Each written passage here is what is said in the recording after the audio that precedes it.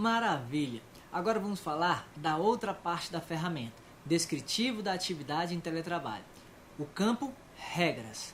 Tem gente que diz, mas o teletrabalho é liberdade, não tem que ter regra. Vai pensando assim para tu ver.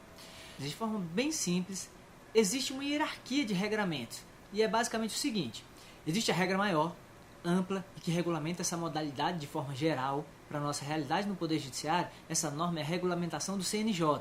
Vou deixar aqui a fonte no ambiente, vale a pena você ler e conhecer. Abaixo dela vem a regra do órgão, ou seja, a regra do TJDFT. Também vou deixar a fonte aqui, essa você tem que saber de cor, que especifica a modalidade remota aplicada ainda mais para a realidade do órgão, sem contrariar a norma superior do CNJ, é claro. E abaixo da norma do TJDFT tem a regra da unidade. Essa eu não vou deixar a fonte aqui, é claro, porque essa é você, gestor, que tem que construir. A ideia aqui é especificar as regras da unidade para funcionamento do teletrabalho, com o cuidado de não contrariar as duas normas superiores, a do TJDFT e a do CNJ.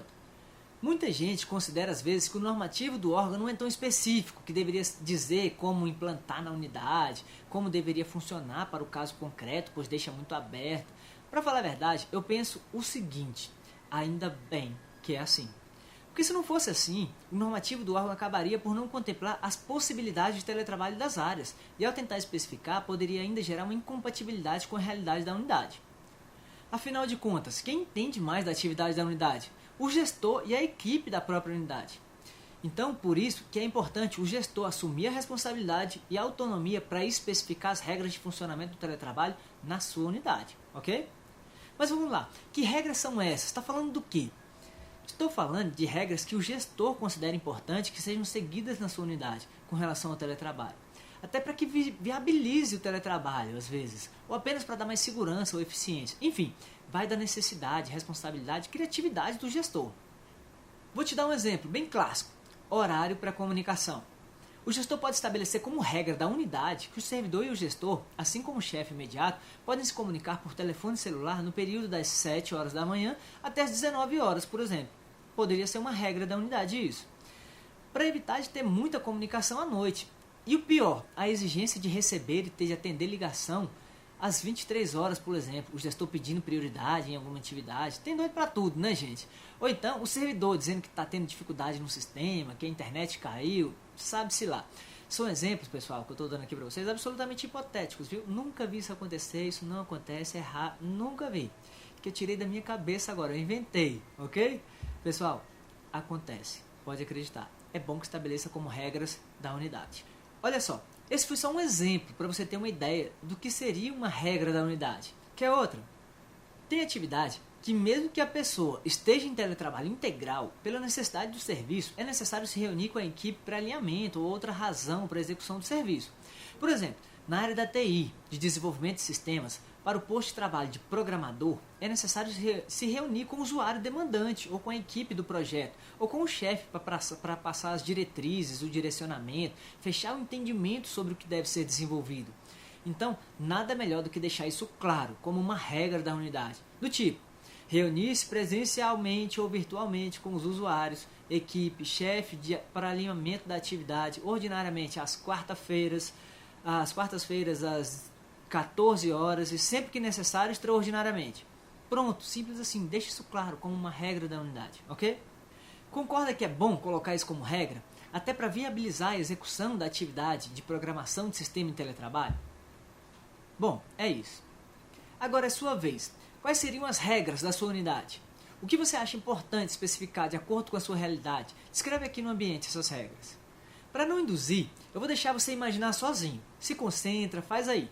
Depois eu vou trazer um rol exemplificativo, apenas para abrir mais a mente e você ver o que pode ser aplicado para a sua realidade ou não, ok? Vai por mim, a regra da unidade é muito importante. Tem coisas que são óbvias, mas o óbvio muitas vezes precisa ser escrito. Vou fazer melhor. Vou te contar o que aconteceu comigo e por que eu coloquei essa regra. Você vai dizer, não acredito que isso aconteceu. E de verdade, aconteceu. Tinha um servidor em teletrabalho, estava tudo ótimo, até que começou a dar problemas constantes de informática. De alguma forma, o problema só acontecia com ela. Esse problema não acontecia com outros teletrabalhadores, não. O problema era que ela não conseguia acessar a rede de informática do órgão lá da casa dela, o sistema de rede virtual privada. Às vezes dava erro e a servidora não conseguia acessar. Nesses casos, ela entrava em contato com o suporte de informática do órgão, que quase sempre resolvia em pouco tempo, e ela dava continuidade na atividade dela em teletrabalho. Porém, isso vinha acontecendo com mais frequência, até que uma vez a informática do órgão não conseguiu resolver e ela ficou sem acesso desde as 14 horas. No dia seguinte, ela me mandou um e-mail dizendo do problema e que a TI do órgão ainda não resolveu e por isso ela não conseguiu cumprir a produtividade de ontem. E como hoje ainda não tinha resolvido, ela também não cumpriria a cota. Eu respondi dizendo que era para amanhã ela ir ao órgão fazer o teletrabalho, lá de dentro da unidade. Ou seja, ela faria a produtividade dela normal de teletrabalho, sem bater ponto, como se em teletrabalho estivesse, porém fazendo o serviço com a infraestrutura do órgão, porque lá de dentro da unidade funcionava normalmente. Ela respondeu dizendo que não iria, porque ela é teletrabalhadora e o problema que ela estava ocorrendo com ela não era motivo, não foi ela que deu causa, foi um erro do sistema do órgão, ela não teve culpa nenhuma com isso e ela não poderia ser punida porque o órgão não conseguiu resolver. E já que o órgão colocou o teletrabalho e quis que ela fosse, então o órgão que assumisse essa situação. Aí eu tive que relembrar alguns conceitos, porque eu percebi que estavam se confundindo. Eu esclareci que o teletrabalho foi implantado no órgão e a implantação na unidade é opcional, discricionária do gestor. Não se trata de direito do servidor, nem obrigação do gestor de implantar ou continuar a implantação do teletrabalho.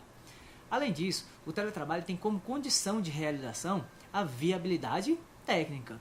Nesse caso, o problema técnico poderia ter sido a internet da casa dela, o cachorro que comeu o mouse, a falta de energia da rua ou até a indisponibilidade do sistema do órgão. O fato é que, independente de quem deu causa, não há viabilidade técnica para o exercício do teletrabalho. Então, é necessário viabilizar a execução do teletrabalho de outra forma, mesmo que seja suspendendo a modalidade de teletrabalho. O que não pode é um servidor ficar sem trabalhar, sem cumprir seu expediente, sem cumprir sua produtividade e continuar recebendo por isso. Parênteses aqui entre a gente. Eu sei o que você está pensando. Mas se o problema fosse geral, o pessoal do presencial não ficaria sem trabalhar também?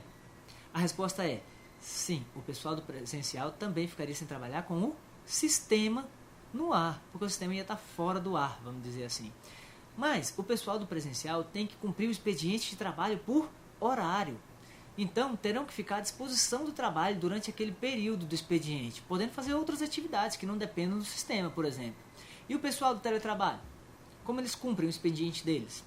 É pela produtividade. Se há inviabilidade de cumprir o expediente remotamente, deve cumprir de outra forma, nem que seja presencialmente, por horário. Caso contrário, a modalidade de teletrabalho pode se transformar numa modalidade de servidor fantasma, né? Percebe a diferença? Mas voltando. Lembrei ainda que, quando ela optou por ir para o teletrabalho, sabia que esses problemas técnicos poderiam acontecer e já fazia parte do entendimento de que qualquer dificuldade para a realização da atividade deveria ser comunicada à chefia e que poderia ser chamada a qualquer momento para o exercício de suas atividades presencialmente. Pois é, aconteceu isso. Acredita? Ela foi trabalhar presencialmente no dia seguinte e mais 2 dias depois, até que a TI conseguiu resolver o problema. Então ela pôde voltar e continuar o teletrabalho dela normalmente. Mas a partir desse dia eu resolvi colocar isso como regra da unidade. Essa situação, eu coloquei assim: se houver qualquer problema que inviabilize a realização da atividade de teletrabalho, independente de quem deu causa, o servidor deve exercer suas atividades presencialmente. Pronto, resolvido. Tem gente que me pergunta, mas e se o servidor não concordar com as regras da unidade? Eu digo o seguinte: ele tem sempre a chance de convencer o gestor de alterar essas regras. Porém, as regras são estabelecidas pelo gestor. Ele é responsável por as regras. Então, a pessoa quando pede para ir para o teletrabalho, de certa forma, ela concorda já com essas regras da unidade. É como se fosse um contrato de adesão. As regras são essas, se quiser, é assim.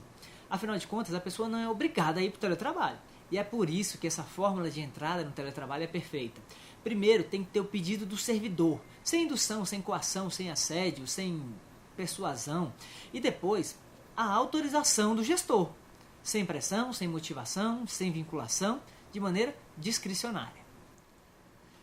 Exemplos de regras da unidade.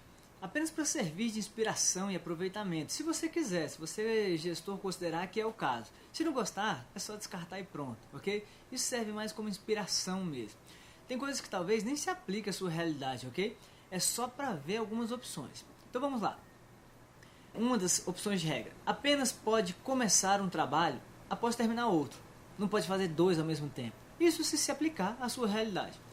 Tem que comparecer presencialmente à unidade, uma vez por semana, para exercício de atividades regulares, batendo ponto ou cumprindo a produtividade do teletrabalho. É uma outra opção também de regra. Uma outra opção: estar disponível todo dia às 14 horas para uma reunião por videoconferência, por exemplo. Assumir a responsabilidade pela conclusão de atividades, ainda que dependam de outras pessoas ou unidades, solicitando, cobrando e realizando meios para que a atividade seja cumprida no tempo. É uma outra opção. Entrar em contato, telefone ou mensagem com os demais servidores da unidade apenas dentro do horário de expediente destes. Pode ser uma outra opção também. Os gestores e os demais servidores da unidade podem entrar em contato por telefone e mensagem com o teletrabalhador dentro do período de 8 da manhã às 19 horas do horário do órgão. Isso é importante, porque para os casos de servidor que faz teletrabalho em outro país, tem fuso horário muito diferente do Brasil, então é importante deixar isso como regra da unidade também. Qualquer problema que inviabilize a realização da atividade em teletrabalho, independente de quem deu causa, o servidor deve exercer suas atividades presencialmente. O gestor pode alterar as regras da unidade, as metas das atividades a qualquer tempo, comunicando ao servidor para que este decida se quer continuar o teletrabalho ou não. As atividades que necessitem ser exercidas com o teletrabalhador presencialmente serão cumpridas com cumprimento de horário ou não, mas isso precisa ficar definido. Os produtos e resultados entregues pelo teletrabalhador que necessitem de revisão, correção ou ajuste não serão contabilizados como concluídos, ou serão considerados ou desconsiderados da produtividade realizada. Os produtos e resultados entregues pelo teletrabalhador que necessitem de revisão, correção ou ajuste serão realizados pelo próprio teletrabalhador, com prioridade sobre as demais atividades e sem prejuízo dos prazos, quantidade e qualidade dos demais resultados. Por exemplo, X erros consecutivos ensejam o retorno do servidor à modalidade presencial para treinamento e capacitação por tempo indeterminado, podendo retornar ao teletrabalho a critério do gestor da unidade. Cursos, treinamentos e outros eventos de capacitação disponibilizados pelo órgão e quando realizados pelo teletrabalhador serão considerados como de efetivo exercício e, portanto, haverá abono da meta proporcionalmente. Cursos, treinamentos e outros eventos de capacitação disponibilizados pelo órgão e quando realizados pelo teletrabalhador não serão considerados para fins de abono de cota total ou proporcional, em razão da natureza do serviço. Por exemplo, tem que entregar 2 pareceres por mês. Dificulta o abatimento proporcional a 3 horas de curso, por exemplo, né? Mas pode haver uma adaptação para permitir a entrega do resultado um dia a mais, por exemplo. O tempo de deslocamento do servidor não será considerado para fins de abatimento ou abono de meta. O servidor em teletrabalho somente poderá produzir mais do que a meta estabelecida até o limite de X. Isso é importante colocar como regra, porque, por incrível que pareça, tem gente que produz muito mais do que a meta estabelecida. Isso se deve muito ao medo, às vezes, de sair do teletrabalho, então a pessoa acaba se desgastando e fazendo mais do que o necessário. Então, também, às vezes, é importante colocar uma regra de limitador. E aí, tinha pensado nisso tudo? Lembrando, fica à vontade para usar ou não, ok? Ou então mudar, alterar alguma coisa, critério e decisão do gestor do teletrabalho. Tem também no descritivo da atividade em teletrabalho o campo Observações, que é livre mesmo. Podem ser anotações de gestor que não quer que divulgue para o teletrabalhador ou coisas para pensar depois. Enfim, use o campo para registrar o que precisar.